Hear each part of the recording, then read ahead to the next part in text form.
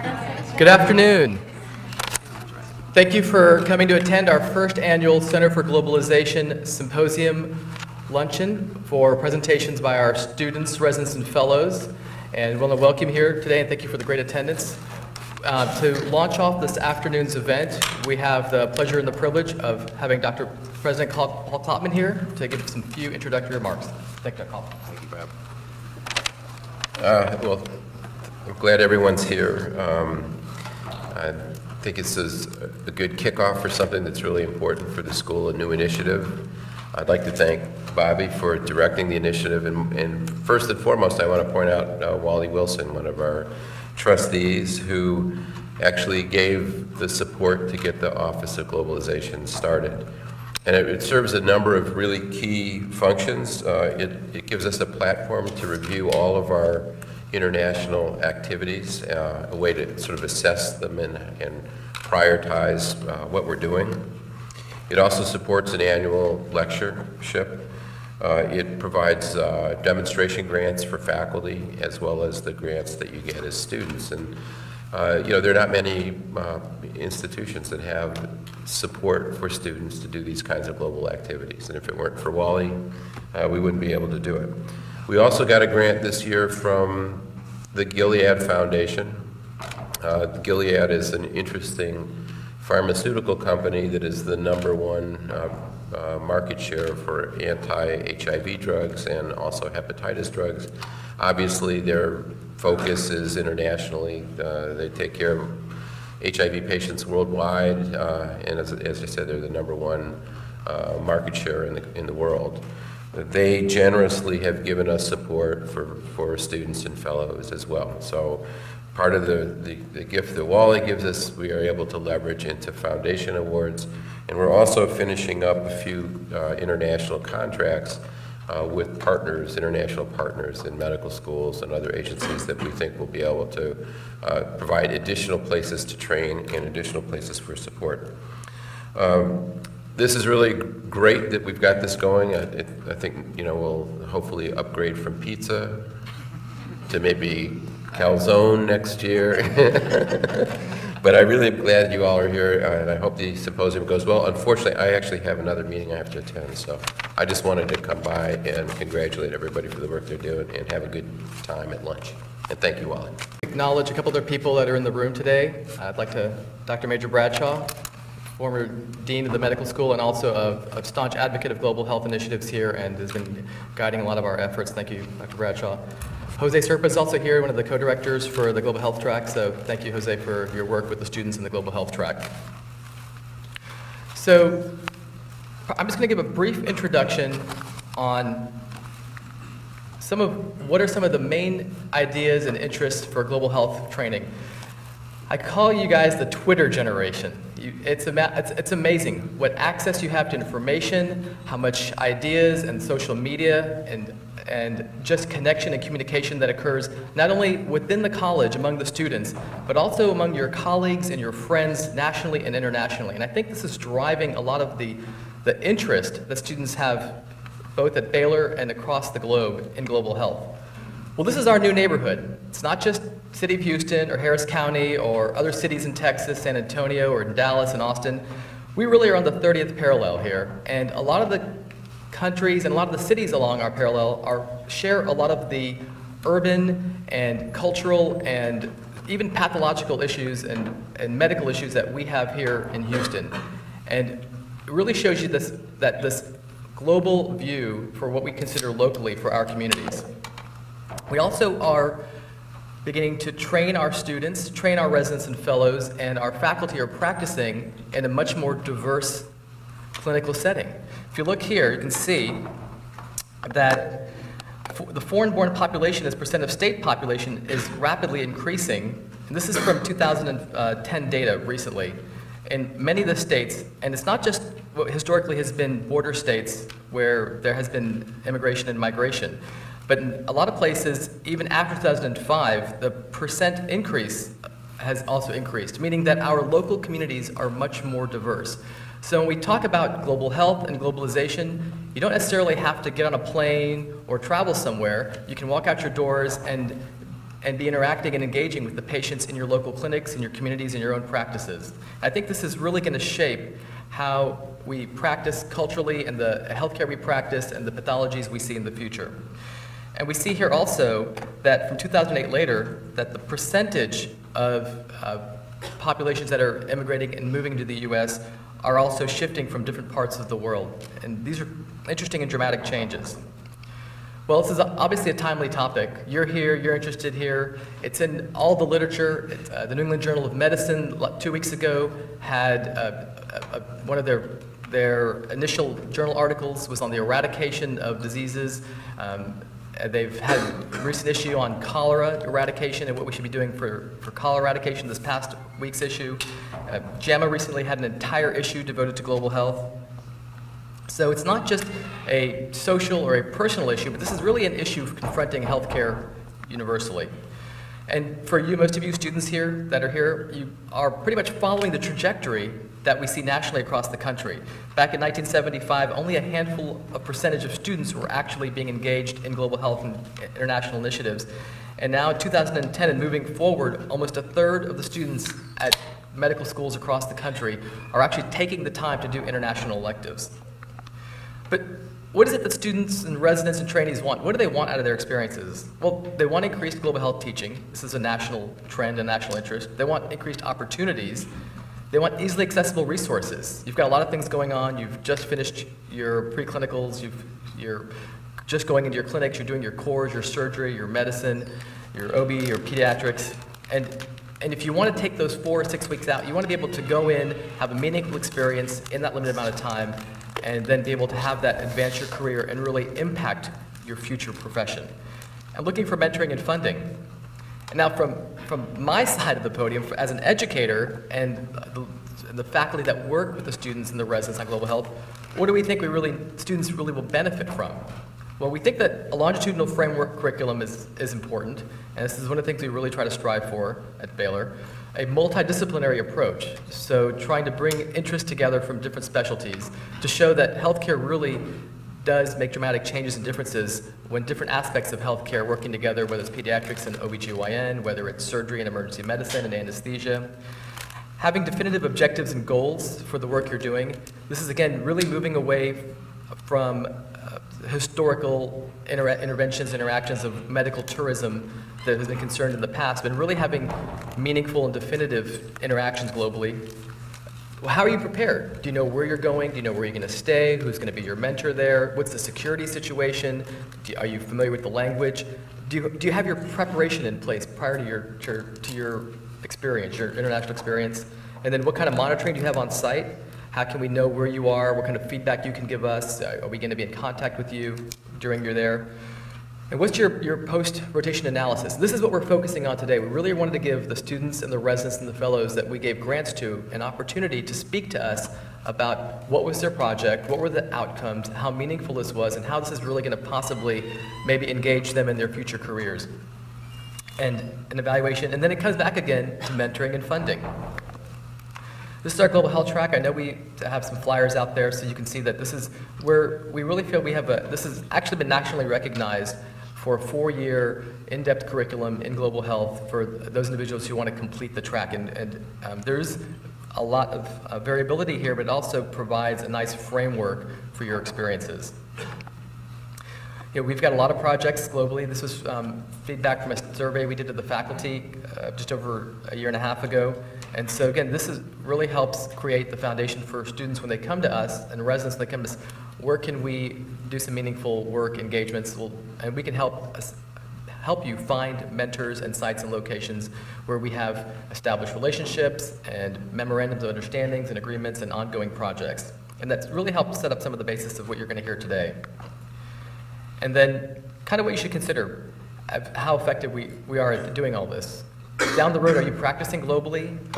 Is this something that you did as a one-time event or experience in school? How does it affect your core competencies of patient care and medical knowledge and systems-based practice and practice-based learning? And how does it affect your professionalism, communication skills, and being able to practice as high-caliber physicians, both globally and in our local diverse communities? And just as the final slide that I have is that this really has to be all taken in context of ourselves as academic medical centers, Baylor College of Medicine. What are our fundamental principles of autonomy and social justice and primacy of patient welfare, and then trying to focus on our strategic missions of patient care, education, research, and community service and community outreach. And really want to thank each and every one of you for your interest in the center and the work, and hopefully will be engaged with us. As Dr. Klotman said, we've got a lot of funding opportunities, especially this year, both through the center and through the Gilead Foundation. We're going to be in more than 35 grants will be available this year alone for students. And the past year we were able to fund 6 students and 4 residents and fellows, and we're going to be hearing from a few of them today. Again, my name is Kathy Weiss, and I'm a third-year fellow in neonatology. And today I'm going to talk to you about my project that I just recently did about a month ago in Mexico. So, let's see.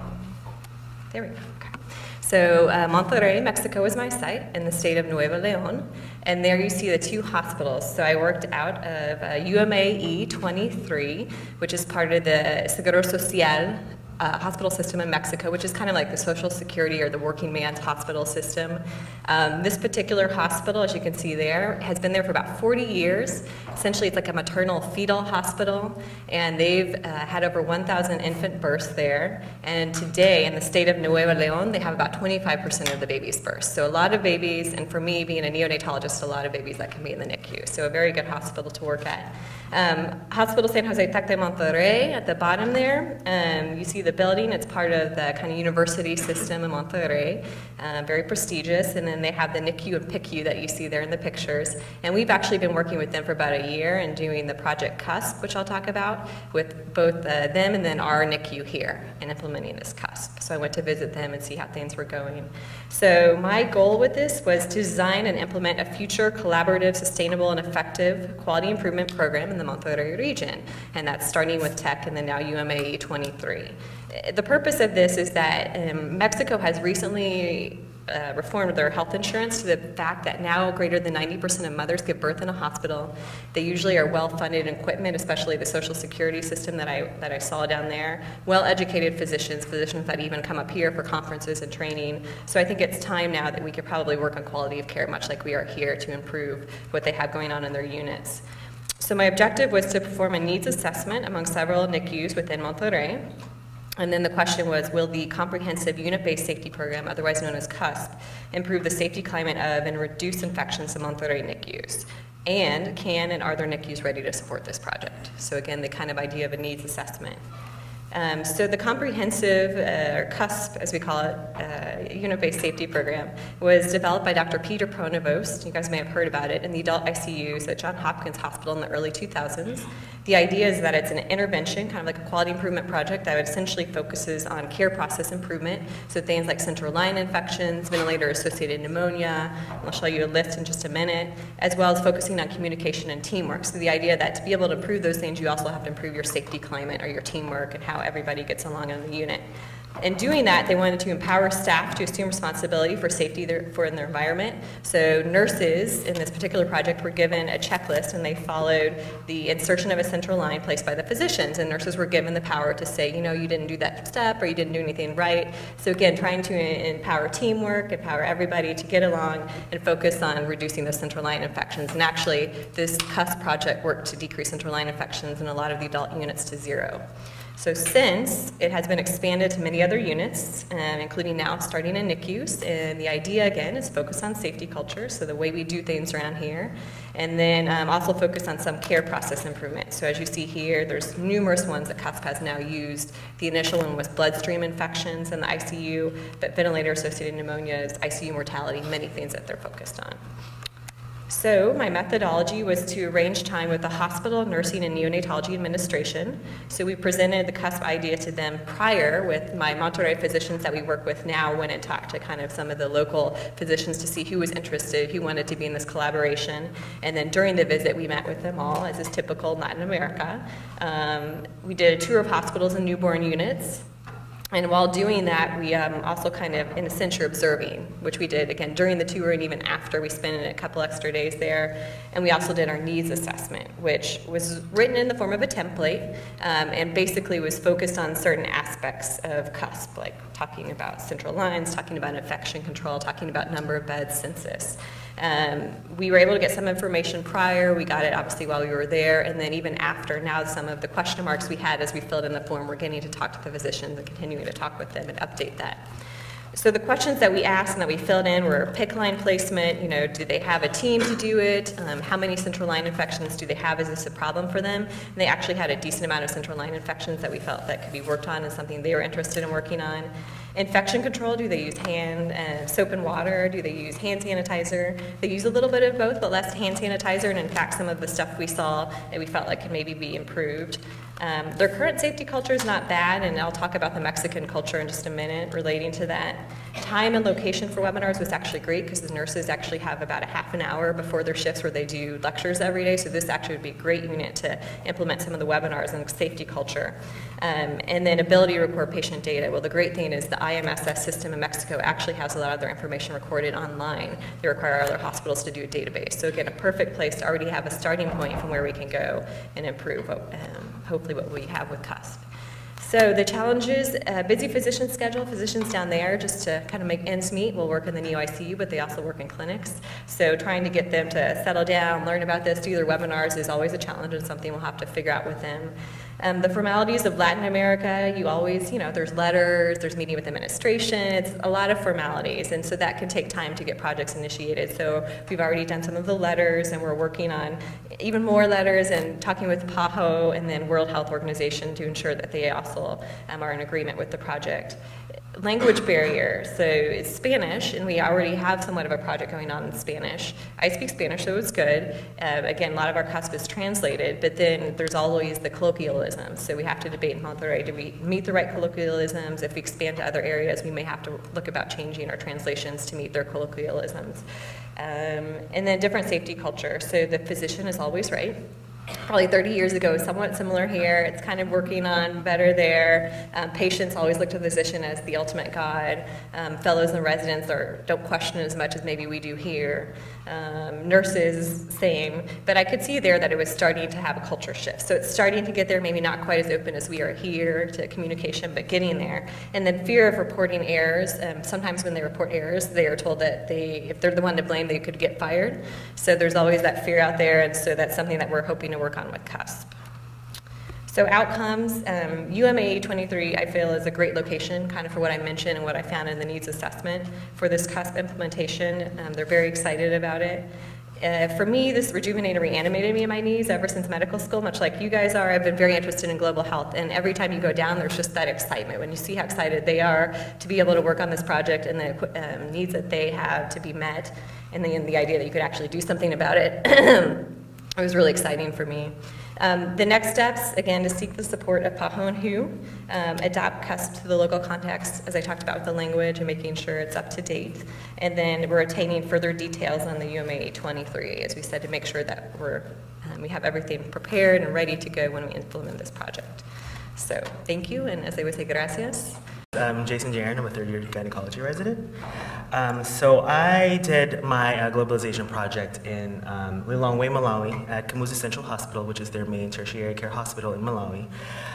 In the maternity wing, it's a new maternity wing that was established about a year and a half ago called Ethel Mutarika Maternity Wing, named after one of their former first ladies that passed away in 2007. So basically the objectives of my project was to, revolved around cervical cancer. So our main aim was to identify gaps in cervical cancer education, not just in the patients and the people in Malawi, but also in whatever few healthcare providers they had there. We wanted to recognize symptoms and presentations that a lot of these women with cervical cancer have that were overlooked prior to their diagnosis. So we looked at vaginal bleeding, vaginal discharge, or even more non-specific symptoms like pelvic pain, lower extremity pain, and lower back pain, and kind of contribute to the case for the need of a more comprehensive cervical cancer screening in Malawi, much like the ones we have here. So just for a background, so in Malawi, cervical cancer affects many women in Malawi, and it's actually the most frequent cancer found in Malawian women. It accounts for about 26.8% of all the cancer cases in the population, and it's actually one of the highest in the world. I think only Honduras and Mexico have higher than that. Obviously, there's no comprehensive cervical cancer screening programs that have ever been established. So any of the medical students that have rotated through their clinicals or have gone through OBGYN, this is kind of more like the status quo in terms of a lot of our developing countries. KCH, Kamuzu Central Hospital, which is where I worked at, it's the largest medical facility in the capital city of Lilongwe. The main maternity hospital is the main hospital for women in the country, and it's their main academic center. So by main academic center, we don't mean like Baylor. So I mean, they have a small residency program with 1 OBGYN resident and 2 full-time staff. So when I was there, I actually functioned as one of their staff, just kind of like staffing C-section and hysterectomies. The hospital itself serves about 1,000 women each month, which accounts to about 220 beds for both obstetric and gynecologic patients. So it's a pretty high volume hospital, both obstetrically and gynecologically.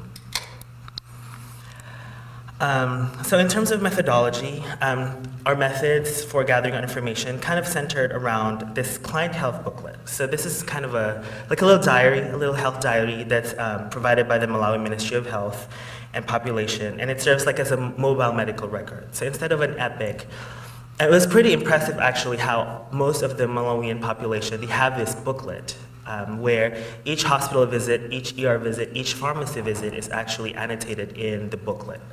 We're not talking like, scans, or we're talking just quick history and physicals, if at all, kind of chief complaint and what they did.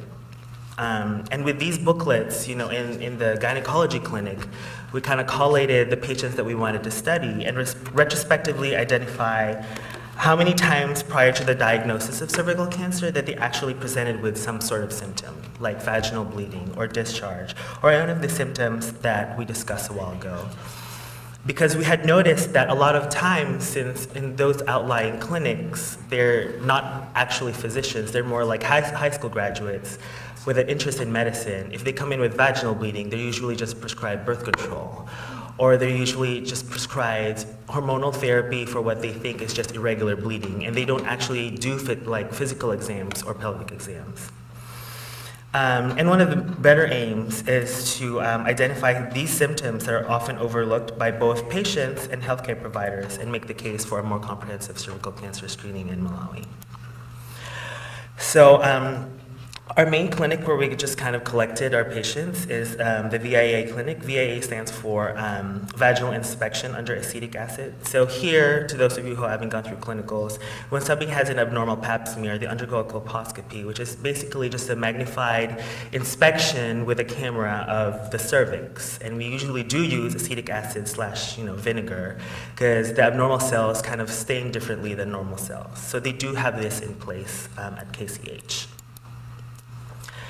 So the challenges. So one, limitations in medical records. So like I said, it was very impressive that almost everybody that we saw had this booklet. However, since there's not a lot of trained professionals, that doesn't mean that the medical records are sufficient. So basically, they just said vaginal bleeding given OCPs. So we know what has been done, but there's no specific history and physical that came with all of these. And we can't even start about medical records, meaning ultrasounds or imaging, because that doesn't even exist. Limitations in medical personnel. As I mentioned, there were only 2 full-time licensed OBGYNs in Malawi. And there's only 2 licensed pathologists within the whole country, both of whom live in Blantyre, which is 6 hours away. So just imagine doing a pap smear here and having to send a pap smear to Dallas to have it studied. Also, there's no formal training in pap smear, colposcopy, and as well as no training in therapeutic procedures such as sleeps and CKCs. So not only were they unable to just kind of effectively perform these basic procedures like pap smears, but once we get an abnormal result, there's really nobody there to clinically do something significant, act on it, with excisional procedures. There's also a lot of limitations in access to healthcare. KCH is the main hospital of the city, but there's a lot of outlying cities up to about 4 hours to 5 hours away that KCH serves. And even then, those patients are unable to access healthcare over there. So at times, we would be at work and people would be in labor and they would be driven 6 hours to get a higher level of care at KCH. Limitations in medical infrastructure, like I said before, no ultrasounds, no CT scans, or anything that would be useful in terms of cervical cancer screening. And lastly, and I think which is the greatest challenge, is there's no patient incentive with early detection. So basically, in more advanced clinical practices, when you have cervical cancer, obviously there's staging, there's early stages, and there's late stages, and we actually could offer them either chemotherapy, brachytherapy, or localized radiation, surgery, like a simple hysterectomy or a hysterectomy with lymph node dissection, or just a simple excision procedure. In Malawi, their only options were a hysterectomy, a simple hysterectomy, or palliative care. So basically, once we find out that they have cancer, if we deem that we're not able to operate on them, basically the only thing we can offer them is palliative care. So in that respect, there's not much of an incentive to the patient to catch it, because once we catch it, unless it's really, really early, there's nothing really there's really nothing much that we can offer the patients. So the outcome, so throughout the course of the month, the purpose of the project kind of changed more from kind of trying to design a screening protocol for Malawi instead of into kind of like knowing how to educate kind of like their facilities, their health practitioners and their patients as to what to look for and how to do these basic procedures. So the outcomes, we realized there's a need for education both of patients and medical personnel, because this would preclude any feasible cervical cancer screening protocols, because if there's nobody to actively do anything once the findings are there, there's really nothing that we can do. We find out that there is a scarcity of people and facilities to perform even the most basic of gynecological procedures safely, such as like hysterectomies or even pap smears or C-sections. So we can't even begin to describe how hard it would be for us to implement effective cervical cancer screening or treatment. And also what we realized, and we didn't actually realize at the beginning, was there's a lack of options, such as, like we said, staging surgery or chemotherapy following the diagnosis, which would blunt the clinical significance of cervical cancer screening. We're not trying to say that it's not of importance, but what we're trying to say is, much with a lot of global health, we have to start with grassroots and start with education of the patient population we're trying to affect. One of the best outcomes of this is both Baylor and the University of North Carolina have kind of like satellite clinics there, mostly for internal medicine and pediatrics. So now both schools have started sending both faculty and residents to Malawi, not even just for cervical cancer screening, but for OBGYN. Our department is planning on sending like 2 faculties and hopefully a fellow, just to kind of help set up the department and see what else that we can do, because like we said, even basic procedures, there's nobody there to staff it because of the limitations in medical personnel. And that's it. Hi everyone, I'm Natalia Khalaf. I'm a second year in the medicine department here. My local faculty mentor was Dr. Hashim El-Sarag, the head of GI and hepatology at Baylor, and my international mentor was Dr. Ala Sharara, who's the head of GI and hepatology at the American University of Beirut. So I traveled to Beirut, Lebanon. It's a country of about 4 million people in the Middle East that borders the Mediterranean, surrounded by Syria, Jordan, and very close to Cyprus, which was my escape route by sea if need, Turkey, and Jordan. So just a little bit of background, that hospital in particular treats about 1/3 of all the cancer cases in the country. Colorectal cancer is the 3rd most common cancer in the world, and in Lebanon it's the 4th most common in men and 2nd most common in women. As of now, there are no population-specific data on the prevalence of either precancerous or cancerous polyps in the region, in the entire Middle East actually, and there's no colon cancer screening for asymptomatic people. So I had 30 days and 5 goals. First, I wanted to determine the prevalence of colon polyps or cancer in asymptomatic people. I wanted to look at population-specific risk factors for colon cancer to see if in this population it's different than what we know of the Western world and parts of Asia. We wanted to look at a cost-effectiveness of screening guidelines in the country, and also to lobby for adoption of screening if it were to be cost-effective. And the fifth goal was to create a community-based screening campaign using a culturally appropriate model. So I stepped into a 7-year study. It was IRB approved. It was a cross-sectional prospective study that looked at 1,000 average risk asymptomatic individuals over the age of 50 who had no family history, no personal history, or no risk factors for colon cancer. The intervention that we did, well, I didn't do, but somebody did, was they did screening colonoscopies on all of these people, and they collected certain demographic and environmental lifestyle data. So this is a copy of the questionnaire that these patients had completed. We looked at some demographics, habits and lifestyles like smoking, alcohol, exercise, diet, and also what medications they had and certain health issues such as diabetes. And then we looked at the results of their colonoscopies and the pathology.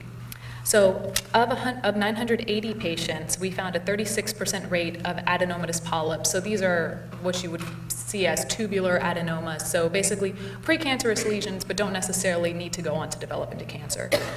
We had an advanced neoplasia detection rate of 5%. So of these people with no risk factors and no family history, 5% actually had either a cancer or a lesion that has a very high risk of developing into cancer. 8 people actually had cancer in this study.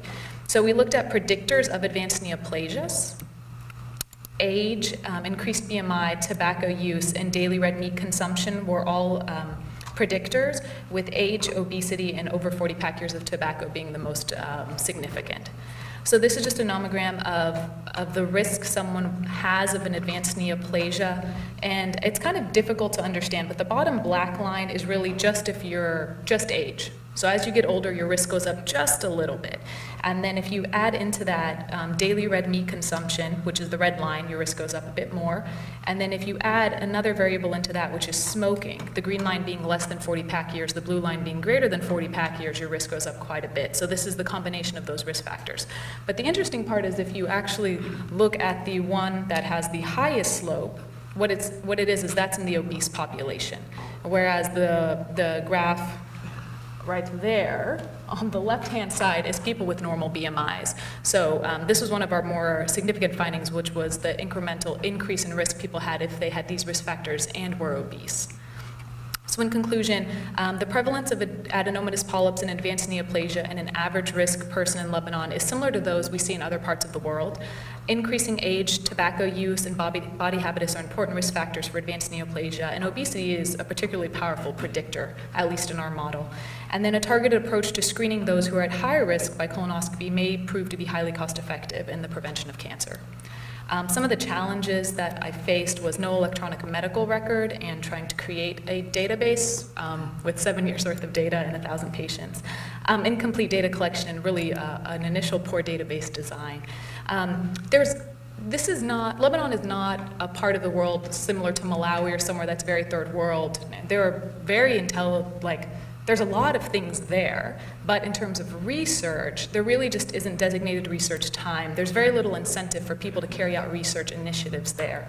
And also there's pretty poor infrastructure, like there is no secretaries, there are no biostatisticians. You really have to seek these people out to try to do something with the data that you have. So how did we do in terms of our goals? Well, the first 2 goals we did pretty well with. We did determine the prevalence of polyps and advanced neoplasia in this population. We also found some pretty important risk factors. We're working with a biostatistician in Indiana to try to create a cost-effectiveness model of screening in Lebanon, which is a fairly detailed project that people who don't know how to do Markov models, such as myself, cannot do. And then once we have that information, we hope to lobby for the adoption of screening in Lebanon, which will probably not be screening colonoscopies. It will probably end up being something similar to what we have at the VA, which is FIT testing or fecal occult blood testing. But perhaps in people who meet those sort of risk factors or in a higher risk category, we would go ahead with colonoscopy. And then once we have someone who will actually pay for screening colonoscopies, we hope to create a community-based screening campaign of sorts so that people are aware that this is something they should be asking their physicians for. It's a little bit unfair to do that in advance when really they would have to pay out of pocket for it, and we don't quite have the data yet that would support such an expensive venture. So what I learned personally, if you're over the age of 18, 5 goals in 30 days is not really a great thing. You should know better than to be very lofty. You should bring cash because credit card machines require electricity, which is to and fro. You should plan ahead. So really try to do as much as you can. I would say this to any medical student, resident, fellow. Plan ahead and try to do as much of the groundwork as you can before you actually get there, so that when you get there you can do what physically requires you, like you need to do, and then also make connections, make friendships, delegate in person, because that way they'll feel obligated to you, because you're their friend, to do what you want them to do when you come back so that your project can continue. And then if you eat everything, you have to go on a diet when you return. And there's something about kilograms. Countries that use kilograms, it comes on faster. So I want to thank you for your attention. I'd like to give a special thanks to the National Arab American Medical Association and to Dr. Yasser Shaib, who's here today, for additional grant and moral support for the trip. Again, nice to meet everybody. I'm Peter. I'm an intern here in internal medicine. I'm actually somebody who was lucky enough to receive 2 awards, one from Dr. Serpa initially with the Kane Foundation Scholarship, and the second one was in April. Both times I was able to go to China. So this particular trip was to Sun Yat-sen University in Guangzhou. Previously I was in the north in Jinan, Shandong. So actually my topic will be a little bit different, not quite quality improvement in nature, but still something that I believe is very important. Sometimes when, especially from a student's perspective, we kind of lose sight of, we dedicate ourselves to the project and lose sight of the benefit that we ourselves may gain out of it. And so something that frequently occurs in ethics or any kind of humanitarian study is what you would say a qualitative, even an immersive study. So I think I could say that the first month I had in China was of this nature. The second month I was a bit more goal-directed, and I did try to gain a better understanding of what is going on over there. My first time I went to China, I remember one of the most prominent faculty at Baylor was telling me, he was like, oh, he had done a lot of work there, and he said, oh, you're going to like it over there, you'll get a good experience in primitive medicine. And I think, especially when it comes to ethics, we look at it the same way. In the Western bioethical domain, we look as paternalism being the kind of dark ages of medicine, and then eventually we saw the light and we moved and gravitated more and more towards doing what the patient wanted and doing things that were more in line with their wishes, autonomy-based, informed consent-based. And we like to think that the rest of the world is inferior in this regard. What I learned is that there are actually quite a few philosophical principles on which every place practices medicine, and that although other parts of the world may be gravitating towards what we're doing, doesn't mean that we shouldn't be looking towards them as well for some guidance. So where was I? Again, Kane Foundation, I was in Shandong in the north, Jinan, it's near Beijing, about 3 hours. The second time I was in Guangzhou, which is the 3rd largest city in China, pretty close to Hong Kong in the south. So while I don't have too much time, I want to thank again Dr. Serpa Alvarez for giving me that first scholarship, Dr. Bobby Kapoor for the second one, and then my contacts in Guangzhou. Dr. Xiao is the principal attending over there who takes foreign graduate students. Dr. Chen was my GI contact. She basically showed me around the whole month. Dr. Lawrence McCullough was my contact here for my project in ethics, and then Dr. Riping Fan was my contact in China for ethics as well. So this is a conference from the University of Chicago, Ethical Issues in Medicine, Surgery, Cross-Cultural Experience. And who is Riping Fan? He's that guy. Actually, not so long ago, he was at Baylor. In the early 2000s, he was a philosophy PhD, teaching small group ethics to medical students not like yourselves. And now he is a prominent philosophy professor in the City University in Hong Kong, specializes in family-based Confucian bioethics. And so actually in the Journal of Medicine and Philosophy in December of 2012, the entire edition was devoted towards what they would call a family-based ethical system. So in the West, we like to think of ourselves as individual-based, where individual autonomy has kind of taken precedence over other appeals that we've been taught. In Asia, the healthcare system is now gravitating more towards the family as the autonomous unit, decision-making capacity of the whole rather than the individual. So One thing I'd recommend to everybody before going is definitely to be prepared. Have an understanding that you need to immerse yourselves not only in the project you'll undertake and the medicine, but also in the language, the culture, everything you'll be doing, because this will be invaluable to you, not just in this trip, but for the rest of your career. So I don't do this on Facebook, but if I was there, this is what I would do. This is where I went, and these are the places I went on my own time, so immersion. This is the Sun Yat-sen University hospital where I was. This is rounding over there. This is every morning where I would sit and just collect a catalog of case reports, interesting cases to bring back here. One day I may give a China grand rounds. This is me giving an ethics talk. So not to spend too much time on the actual virtue-based ethical Confucian system that they operate under over there, I'll just go towards the end. Patients don't have absolute autonomy, and they don't necessarily think of autonomy in that sense. Patients that come in infirmed, sick, in a sense are in a state where the family does not believe that they should have full decision-making capacity, and they have duties, moral duties that aren't necessarily decisionally offered to them. So, in a sense, we have moved towards this kind of ethical system where both physician and family in the West are catering towards the patient. The question is, though, should we be doing that? And again, in the East, this isn't the case. The family has quite a bit of power, and it's the responsibility of those who have capacity, those who lead the family, to take care of those both above and below them. These are sort of a few of the virtue-based ethics that guide Confucian principles. And so this is sort of my goal now in my project. I'm just going to give you a very brief highlight of it because I don't want to go too much further. But my goal is to look at our diverse population, you know, our set of patients here, and see if any of this can apply to us, not just, you know, as a curiosity kind of endeavor.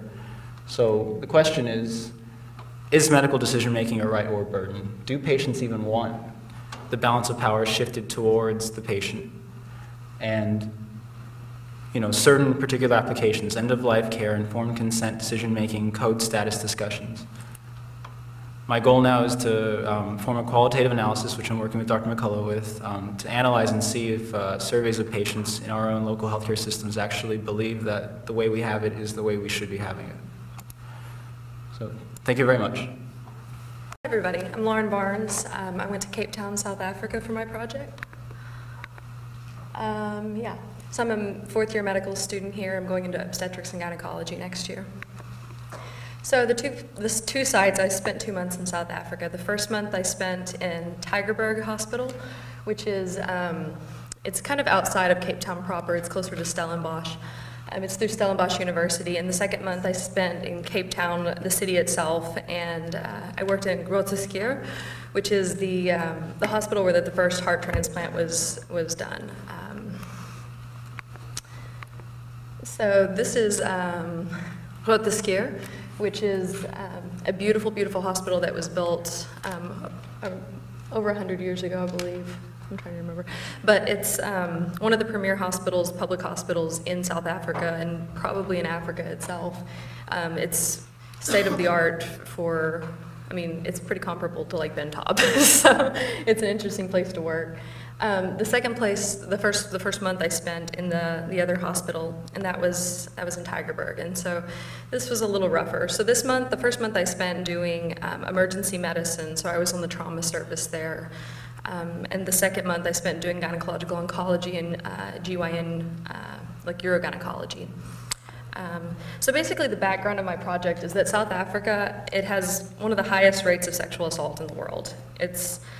It's extremely, extremely high, up to 40%. So in some studies, which is scary and terrible. And so, but this thing is in the US, up to 1 in 4 women will be sexually assaulted in their lives. So my project is to compare the management strategies of the two countries, South Africa and the US, to see how they approach it, how people come into the system, what happens from the moment they enter the front door to the day that they leave, and what counseling and preventative care and things that they receive afterwards. So my objectives were to compare the system itself, specifically Bentau, but in the U.S. in general, with Cape Town and South Africa and how they do things. And I want to find the management strategies that work, the similarities and the differences between the two systems to address the challenges that both systems face, and given their respective financial abilities and just cultural context. So my methodology, it's a descriptive qualitative study, and so I basically used the sexual assault protocol from the hospital I was working at when doing gynecology. They have a gynecological emergency room that's specifically designated for gynecology itself, and in Cape Town, all sexual assaults are routed to specific hospitals that have a similar setup that we do here. We have the same nursing program, which is the sexual assault nurse examiners.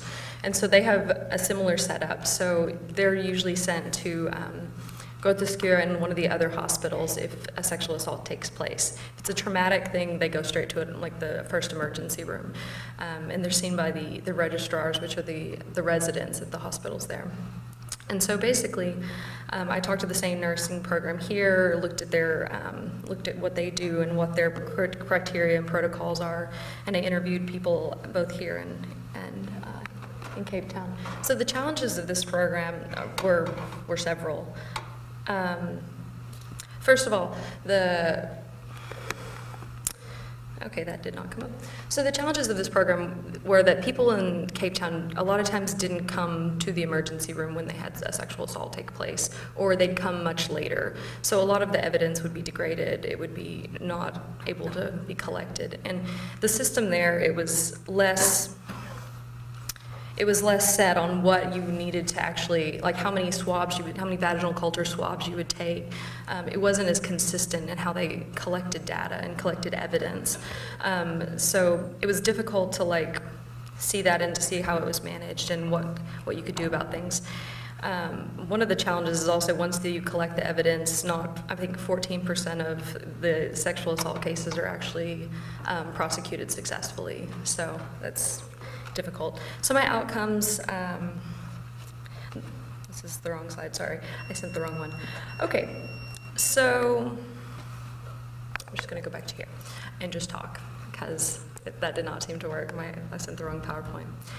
Okay, so my final outcomes in my project were that the adherence to the protocol is not firmly established, and there's no universal management in the U.S., in the South Africa. So basically, from one hospital to the next, they use different protocol. It's not standardized. In the U.S., there is a standardized way that we approach sexual assault and gathering evidence, and that's different from city to city. Also, it's post-exposure prophylaxis for HIV. This is what that is supposed to say. Is not routinely performed in the U.S., and it is in South Africa, and only up to 6 hours. So in the U.S., there's the rates of HIV are low enough that they don't always uniformly prescribe it for people. And the protocol that we use is actually kind of interesting. We use the same post-exposure prophylactic protocol that we use if a health employee or someone gets exposed. So in South Africa, they just have an AZT regimen that they use. So also one of the aftercare issues are that less than 1/2 of patients in South Africa are referred for counseling. So there are programs available and they don't end up finding their way there, or they aren't counseled appropriately about the options that they have. So this is another one of the differences that they have there. So this is the room that they would send women that got sexually assaulted for their collection of specimens. It was like a beautiful room. It had like flowers in it. It was spacious. It was really, really different. It was something beautiful and nice for these women that had such a horrible thing happen to them, which I thought was a really nice thing that we don't always have here in the U.S. And so I feel like they have some things to teach us. And it was an interesting thing to do and a place to go. So thank you so much for your attention. So my name is Dana Sanders. I'm a 4th-year medical student, and I'm a MedPeds applicant. So I was fortunate enough, thanks to the Center for the Globalization, to go to the BPI site in Maseru, Lesotho.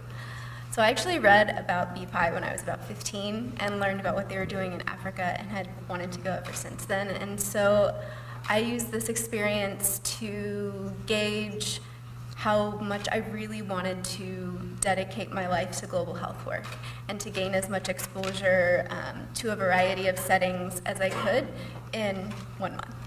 So I asked which site would be the best for that, and so I went to Lesotho. Oop.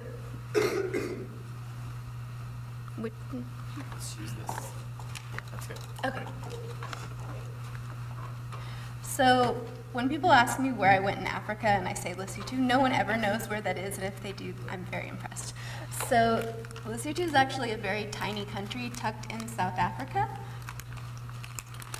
You can see here, there's actually two, but it's the one that's completely enclosed in South Africa. So it's a very unique country, and it isn't very typical of what you would think about when you think of Africa. The entire country is above 1,000 meters, which is more than half of a mile, and then 80% is actually above a mile high. So you don't think of mountains and snow when you think of Africa. At least I didn't until I was told to take snow boots with me.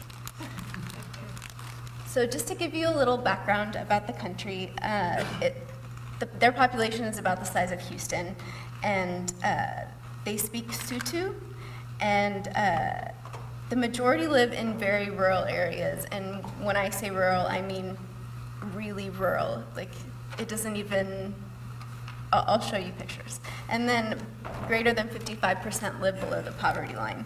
So it's considered the developing world, but what makes Lesotho different from other third world countries is that it's the third highest in HIV prevalence in the world. So the prevalence is it hovers around 24%. So you can see here, while their life expectancy is low and other health outcomes are low, as you would expect in most of the developing world, the prevalence of HIV and TB is uniquely high in this small country. And so here's a map of Lesotho with the different districts. And you can see, does this actually have a pointer? Okay. So this is Maseru, which is the capital. And then as you go away from the capital, you go up into the mountains. And so depending on where you are, how rural it is, and if there's a decent sized city, the prevalence of HIV varies quite a bit.